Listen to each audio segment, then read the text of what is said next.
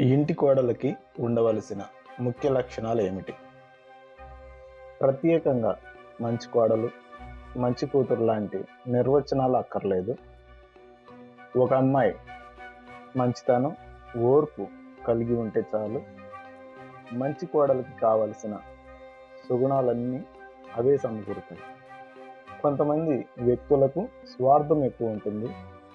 అన్నీ తనకే కావాలని, అందరూ తన మాట వినాలని అనుకుంటారు. అలాంటి వ్యక్తిత్వం ఉన్న అమ్మాయి మంచి కోడలు అవ్వలేదు.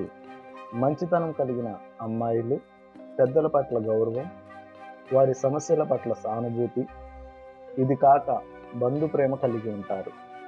కుటుంబం యొక్క ఆర్థిక స్థితిపై అవగాహన, తగిన జాగ్రత్త కలిగి ముందు చూపుతో కుటుంబాన్ని మంచి దారిలో పెట్టగలిగి ఉండాలి.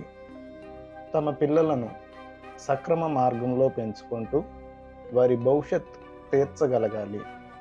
తన భర్తకు మంచి స్నేహితురాలిగా ఉండాలి. అతని మనసెరిగి అతని కష్ట సుఖాల్లో తోడుగా ఉండాలి. అవసరమైతే అతనికి ధైర్యం చెప్పాలి. ఫలానా పద్ధతిలో ఉంటేనే మంచి కోడలు అని చెప్పలేము. అనేక పద్ధతులు, మాట తీరు కలిగిన అమ్మాయిలు ఉండవచ్చు. పై చెప్పిన విధంగా కుటుంబ గౌరవం ఎవరు పెంచినా వారు మంచి కోడళ్ళే. హాయ్ ఎవ్రీవన్, ఇలాంటి మరెన్నో వీడియోస్ కోసం మన ఛానల్ని సబ్స్క్రైబ్ చేయండి. And thank you so much.